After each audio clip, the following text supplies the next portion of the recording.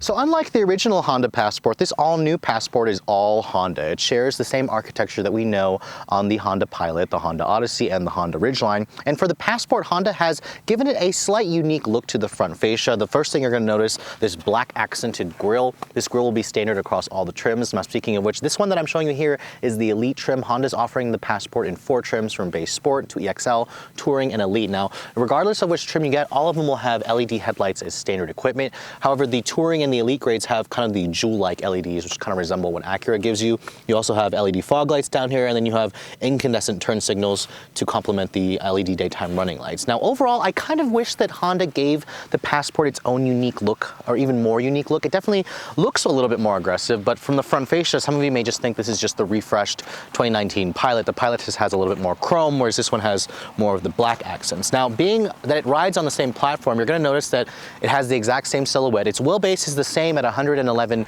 inches long, and what Honda basically did is they shrunk the overall length by about 6.2 inches. It's all in the rear overhang of this vehicle that kind of gives it, again, just a shortened, sportier look. I'm surprised Honda didn't just call it the Pilot Sport, to be honest. Now, the wheel sizes, all Passports will come with 20-inch wheels, and depending on whatever trim you get, they're going to be a kind of a black finish.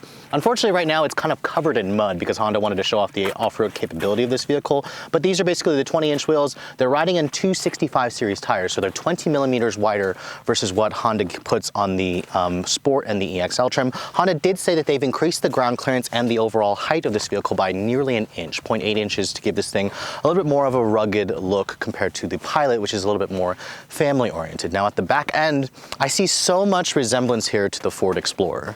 Seriously, the tail lights, this little bar that kind of goes across. It's a handsome-looking vehicle, don't get me wrong, but a lot of you are probably going to confuse it for an Explorer, which is kind of annoying. The tail lights themselves, they're kind of an LED combination where you have an incandescent for the turn signal.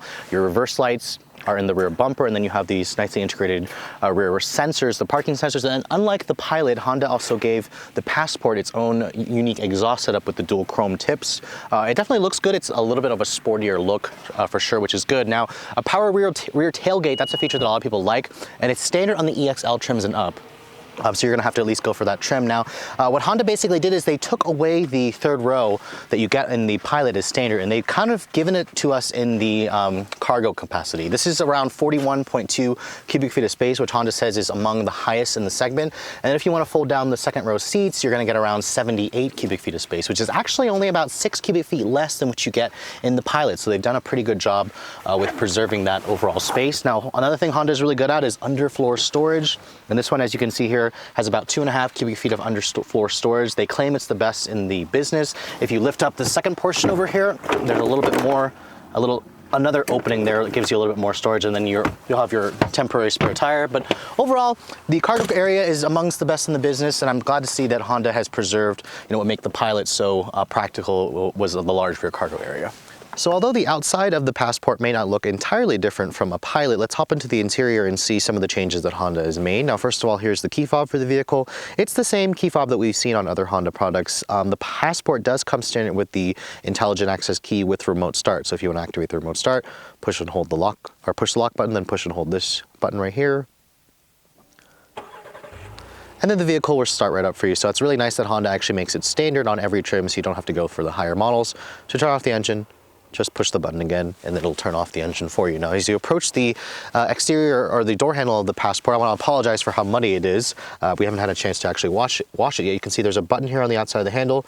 Touch that button here, it locks the doors. To unlock it, just touch the back of the door handle there, and then it'll unlock the door for you. Now, looking at the inside, you can see, if you guys have seen the interior of the Pilot, this will look extremely familiar. It's basically the refreshed interior that I showed you guys a few months ago of the 2019 model. This Elite trim has some black leather seats, which are 10-way power adjustable with a 2-person memory. They're also heated and ventilated. If you want the ventilated seats, you have to at least go for the Elite trim. You can see this steering wheel is the same one off of the Odyssey. The door panel here, basically same door panel. You have all that useful storage, which is really great if you guys plan on doing a lot of road trips. Now, getting into the interior, you can see the step-in height is practically identical to the Pilot. Really nice commanding view of the road. The width is the same, so you have, plenty of space to kind of stretch out if you guys are going to be, filling this vehicle up with people. Now, shutting the door, you can see the door sounds really solid when it shuts, so that's a really nice impression of quality. And then when you want to start the vehicle up, just get in, put your foot on the brake, push this button here to fire up the engine. Now you can see the gauges, again, they are identical to the last refreshed Pilot that I showed you guys. The tach being at the top here, this is the same updated gauge cluster. It's the 7-inch TFT display from the Odyssey, essentially.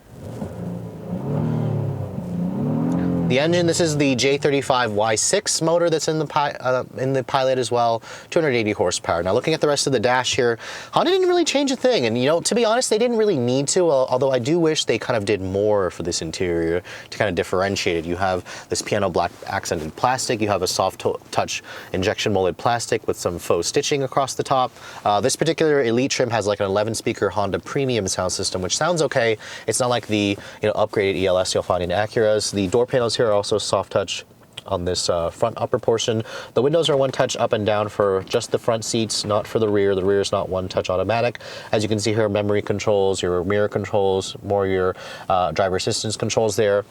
Down here, plenty of storage, which is really nice. And then the steering wheel, it tilts and telescopes. It has your usual buttons. There's paddles on the wheel to control the 9-speed automatic. Typical Honda switchgear.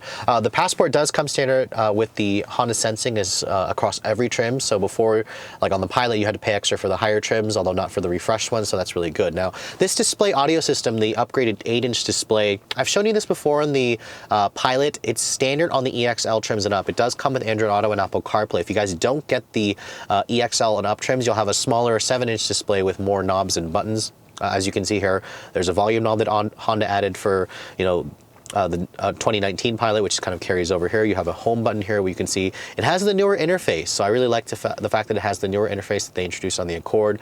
On the Odyssey, it has a wireless AT&T hotspot. It has built-in GPS if you guys go for the touring trim, which is really great. When you put the vehicle into reverse here, it does give you just a backup camera with 3 views. It has rear parking sensors and rear cross-traffic alert. No 360 cameras available on the Passport or the Pilot. You can see here tri-zone automatic climate control is standard. This is basically carryover from the Pilot. And then you have heated and ventilated seats that only come on the Elite trim, which is nice. It actually works pretty well. A little bit of storage here, a wireless phone charger that only comes on the Elite trim, your USB ports over there, cup holders. This controls the 9-speed automatic transmission. You can see you have your different drive modes there between normal, snow, mud, and sand. Sand's kind of the most aggressive setting that allows the tail to step out. It puts the stability control into a less restrictive setting, which is good. Down here, just like the Pilot, you have all this useful storage that's kind of carried over. You have more USBs in there, really good amount of space. I like the armrest here that kind of adjust. Again, it kind of reminds you that you're in a vehicle that's a little bit more like a minivan, although I do like the fact that it's just very practical in here. The glove compartment, as you can see, it's a pretty good size. It is damped but not lined with felt, pretty much identical. The seats, I also find them to be really comfortable. The leather feels really good, high quality. Love the fact that they're heated and cooled. Above you, just a standard size sunroof that comes on the EXL and up trims. Which is good. But overall, the inside of the Passport is full with good materials. Doesn't really feel too luxurious. It has some good tech in it, but just doesn't have like a 360 camera. No pano sunroof, and then no heads-up display. But overall, I think a lot of you are going to get into this interior. And if you like the Pilot's interior, you're going to find a lot to like with the Passport's interior. Now, because the Passport rides on the same wheelbase as the Pilot, Honda basically was able to preserve the second row space here. It's practically identical. The company says you're looking at around 39.8 inches of legroom, which is honestly a lot. There's also a nice flat floor here that really makes putting 3 people across nice and easy. And then being the Elite trim, this one also has heated rear seats with 3 levels, its own set of climate controls. You have 2 USB ports, an actual power outlet, and then rear seat vents over here. So the practicality of the Pilot in the second row is still preserved, which is good. Now, you can see here, this vehicle also has a nice little armrest that folds down, and the fact that it's a wide, it's still roughly the same width as the Pilot, gives this thing plenty of space to actually put 3 people across. Now, a couple things I'm noticing: the panoramic sunroof that was available on the Pilot is not available on the Passport. I don't know why Honda couldn't just carry it through, but in terms of storage, you have 2 map pockets here. You have lots of storage in the doors, and then this Elite trim here has manual rear sunshades, but unfortunately the door panel materials are hard touch plastic. But Honda basically made it right because there's no third row. They made the second row very accommodating, so those of you who need to actually put people back here, you're going to find a lot to like with the new Passport. So under the hood of the new Passport, you're going to find basically the same powertrain that's under the hood of the Pilot and the Odyssey. This is Honda's corporate 3.5 liter Earth Dreams iVTEC V6 with direct injection. It makes the same 280 horsepower and 262 pound-feet of torque. Now, surprisingly, I was kind of hoping that Honda would go with the 2-liter turbo that was in the Accord and Type R, but I'm guessing they preserved that combo for the Acura RDX. Now, unlike the newer Honda vehicles, unlike the Odyssey that has this engine with a 10-speed, this is still running the 9-speed ZF that we saw in the new Pilot. Honda said it's the second generation. They've retuned it, they've reprogrammed it for smoother shifts. Now, Passports are standard with front-wheel drive, and then you can also get the company's VTM4 all-wheel drive system for like $2,000. This vehicle, they didn't actually have the curb weight of it, but I'm going to imagine it's a couple hundred pounds less than the Pilot, which is around 4,300 pounds. Honda says properly equipped, this will tow up to 5,000 pounds, which is pretty good. Now, fuel economy, you would also think that a smaller vehicle would be better than the Pilot, but it's actually not. If you guys go for a front drive model, it's rated at 20 in the city, 25 on the highway. Going for this all-wheel drive version, you're going to drop it down to about 19 in the city and 24 on the highway. Thankfully, it only runs on regular gas, but you guys have probably been wondering. Let's get out on the road and see how it performs. So even though we haven't seen the Passport name here in America for over 15 years, I'm actually pretty familiar with this chassis of vehicle because, I mean, we've seen the Pilot, this generation Pilot in the States for 3 years now. I just drove the refreshed one, and this one being 6 inches shorter overall, so it's like 188 inches long. It's actually the same overall length as the first generation Honda Pilot, so the new one's just gotten considerably bigger. So this one, they've really managed to shrink it, and if you guys have thought the old one just felt a little too big, or the current Pilot feels too big, this one could represent, that nice, middle ground in terms of the size. Now, first setting off, I'm from the driver's seat, I don't really notice that it feels considerably smaller. I do notice when I look out of the back, it's not quite as big or as long feeling, but we're gonna put it into sport mode here. We'll have the VTM4 in just its normal mode. Let's see how it feels out on the road. Nice. Listen to that VTEC snarl with this V6. You gotta love Honda's naturally aspirated J35 V6. I mean, 280 horsepower at 5,000 RPM. You can feel the VTEC kick in. You can hear it too. It screams, that's nice. Now I am driving at elevation. It's like a 4,000 feet above sea level, so I do feel that the V6 is a bit taxed when it comes to speed. This is where a turbocharged engine would help. Now, because this vehicle is shorter, I am noticing that the car feels a little bit lighter on its feet. The steering has been beefed up and quickened. The ratio's been quickened. So you do notice that the car feels a little bit more playful. I wouldn't call it sporty. I mean, I'm kind of glad that Honda didn't call this like a Pilot Sport or something like that. It doesn't really feel sporty. It just feels confident. It feels more manageable. The thing is, though, is this car is so wide. It's the same width as a Pilot. It just still feels like you're driving a van at times. Although I do like the increased ride height, the great visibility. The visibility from the front, from the sides is excellent. The view out of the back is good. Honda's sensing their full suite of driver assistance is standard. So basically, the car has active lane keep assist, it has adaptive cruise control, it has collision mitigation braking. It has all the stuff that you basically need in a modern cars, especially a modern family vehicle. But let's come to a stop here. I'm gonna try a quick acceleration run. Try brake torquing it a tad.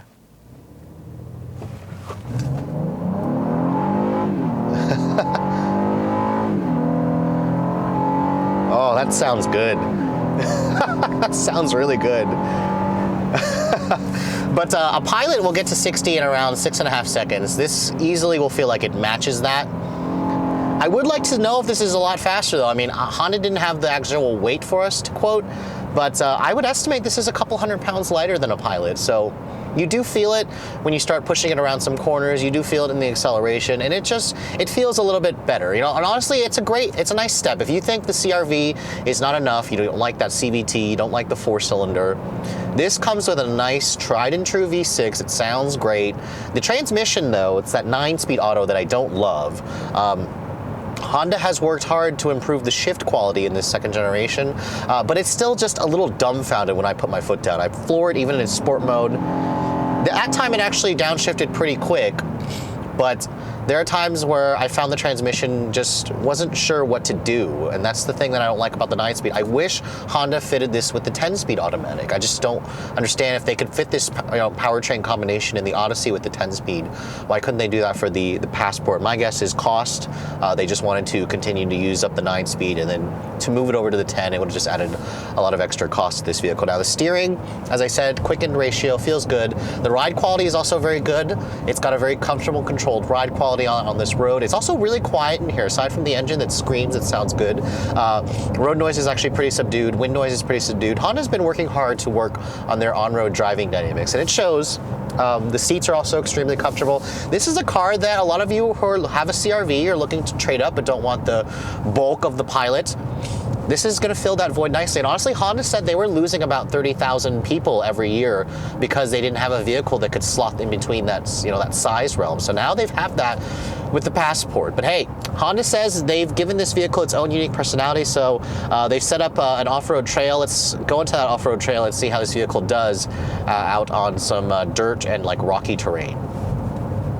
For the off-road portion, Honda actually had us drive through Arches National Park, about 30 miles outside of Moab, in order for us to reach our lunch spot. Now, most Passport owners will probably never take their vehicles into these kind of harsh conditions, but since Honda gave this vehicle nearly an inch more ground clearance, they wanted to show off that the Passport actually had the capability to handle this kind of terrain. Now, sitting shotgun beside me was actually Jeff Palmer from Temple of VTech, and of course my camera guy Rob was sitting behind me, joining along for the ride.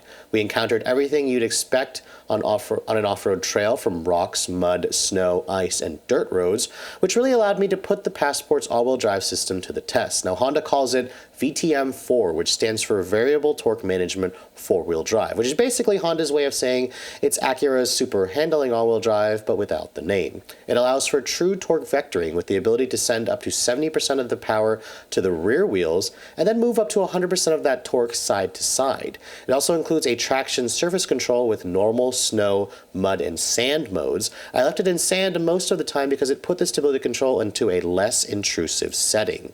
The Passport handled everything we threw at it with minimal underbody scraping, which had me asking why Honda didn't include some underbody skid plates into the package as well. The fully independent suspension allowed for a relatively comfortable ride through the rocky terrain, and overall, while a Grand Cherokee and 4Runner would feel more at home in these conditions, the Passport surprised me with its capable all-wheel drive system and decent ground clearance.